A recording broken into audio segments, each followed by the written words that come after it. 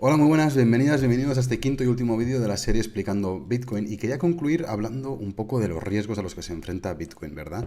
Al final aquí no hay nada seguro, no hay nada inevitable y es importante ser consciente pues de los posibles escollos en el camino. Y quería hacer esto pues primero porque bueno, es importante tener un espíritu crítico en general, ¿no? En la vida cuando uno se aproxima a cualquier materia y en segundo lugar porque sí que creo que la comunidad Bitcoin en particular podemos parecer a la gente que nos observa desde afuera un tanto sectarios o podemos tener una visión un poco sesgada. Quizá incluso parece que nos han lobotomizado y estamos repitiendo la misma verborrea, ¿no? De si descentralización, de si dinero fiat, etcétera. Yo creo que a la gente que nos ve desde afuera puede aparentar que no somos críticos, por eso quería cerrar pues, con esta visión de los riesgos.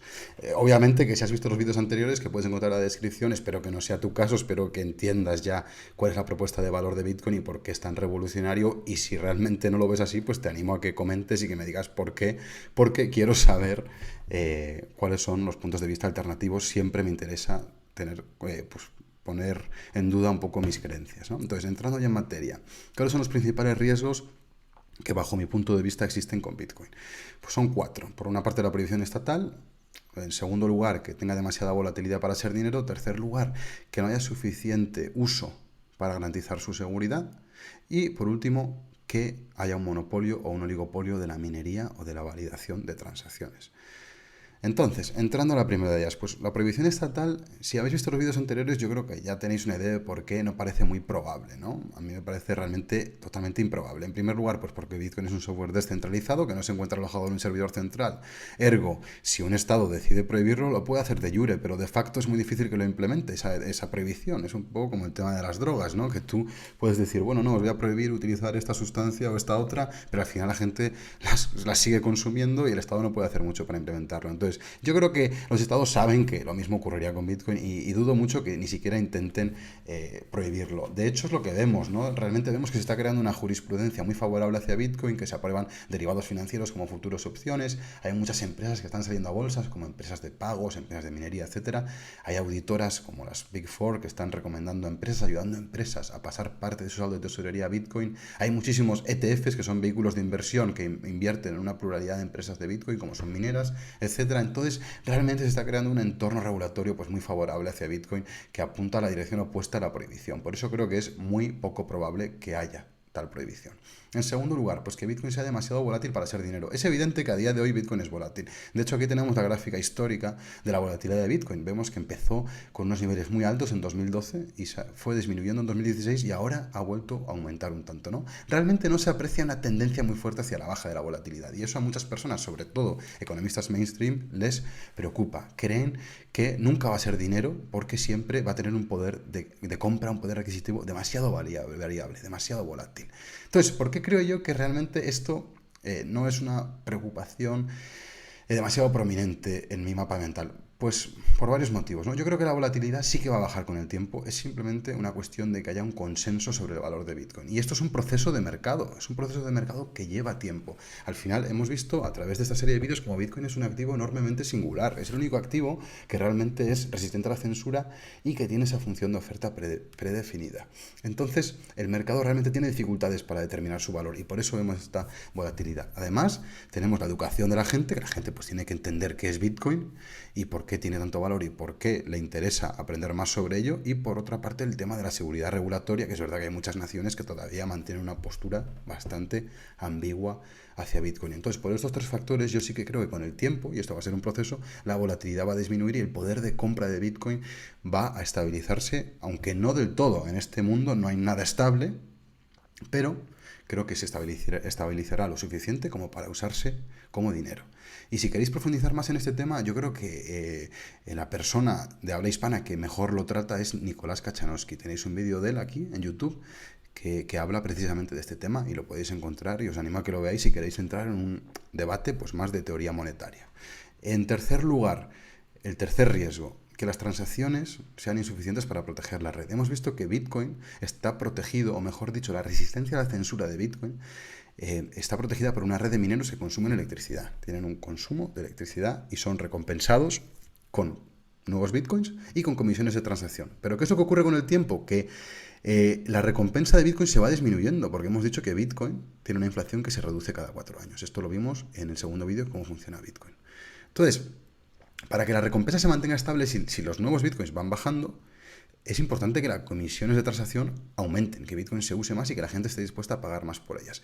Si esto no es así, realmente hay un problema, porque los mineros se van a ir apagando, no van a tener suficiente recompensa para pagar ese coste eléctrico, entonces se van a ir abandonando la red y Bitcoin se va a volver muy vulnerable a que unos pocos mineros monopolicen la transacción, la validación de transacciones. Y esto es un riesgo enorme para Bitcoin, como veremos a continuación. Entonces, ¿qué es lo que algunas personas plantean? Se plantea que la función de oferta de Bitcoin podría alterarse, podríamos necesitar seguir creando nuevos Bitcoins para poder mantener esta recompensa de los mineros. Esto lo plantean, yo creo que es una visión minoritaria dentro del mundo de Bitcoin y realmente sería bastante negativo, ¿no? Porque vimos como un pilar de la propuesta de valor de Bitcoin es esa función predefinida. Entonces, si la alteramos, perderíamos toda credibilidad y probablemente Bitcoin como activo perdería gran parte, si no todo, su valor. Entonces, ¿qué es lo que creo yo? Pues que en realidad habrá un equilibrio. Las comisiones de transacción sí que aumentarán y además habrá un uso de Bitcoin en lo que se llaman cadenas paralelas o sidechains, que tratamos en el vídeo anterior cuando lo comparábamos con otras criptomonedas. Entonces, esto es algo que yo creo que se puede profundizar en otro vídeo si os interesa, pero creo que es un riesgo. Si bien es interesante, se plantea muy en el largo plazo, porque la recompensa de Bitcoin aún es muy grande, y tampoco sabemos si realmente va a haber este problema, si las comisiones de transacción no van a aumentar lo suficiente para mantener la seguridad de la red. Por último, y para mí este realmente es el gran riesgo, ¿verdad? Es que la minería acabe centralizada y que un agente o un oligopolio, un grupo de agentes, de empresas o de estados, se haga con el control de más de la mitad de la potencia de minería. Recordemos que la potencia de minería es fundamental que esté descentralizada porque es lo que protege la resistencia a la censura de Bitcoin. ¿Qué ocurre si un agente se hace con más de la mitad de la potencia de minería de Bitcoin? Pues que ese agente siempre va a construir la blockchain con la que el resto del sistema se sincronice. Ese agente, de facto, lo que va a poder hacer es censurar por completo la red. Va a poder decidir, por ejemplo, quién puede transaccionar, va a poder tener requerimientos de que las personas identifiquen, incluso podría extorsionar direcciones de ciertas personas, podría decir, si tú no incluyes esta comisión elevada, no vas a poder transaccionar. Se podría politizar Bitcoin, incluso se podría alterar el libro contable, lo que se llama como un doble gasto, ¿no? Este agente de minería podría gastar, luego podría retroceder el pago. En fin, realmente la transacción la validación de transacciones, que hemos dicho que caracteriza a Bitcoin por ser totalmente resistente a la censura, dejaría de serlo. Si un agente se hace con más de la mitad del poder de minería, tendríamos un sistema que ya no sería resistente a la censura y de nuevo perdería una parte enorme de su propuesta de valor. Quizá también para cerrar, pues el agente que monopolice la minería podría rechazar los bloques de otros mineros y quizá incluso tendría incentivos para hacerlo, ¿no? Para marcar precios de monopolista. Entonces realmente esto sería catastrófico. Creo que este es el mayor riesgo para Bitcoin. A mí, cuando me preguntan, siempre lo digo, que el mayor riesgo es una centralización de la minería en ciertas jurisdicciones. Por ejemplo, puede ser Norteamérica, ¿no? Si tenemos muchísimos mineros en esa geografía, podría llegar un gobierno y decirles, oigan, ustedes a partir de ahora van a hacer lo que nosotros les digamos. Y Bitcoin dejaría de ser resistente a la censura y universal. Por eso es fundamental que se mantenga una red de mineros descentralizada tanto a nivel geográfico como jurisdiccional e incluso a nivel de entidades como empresas. Entonces os quería dejar con esto. Espero que haya sido una serie interesante, que os haya aportado valor. Si os ha gustado realmente, pues aprecio si podéis suscribiros, si le dais me gusta, si os gusta mi contenido en general.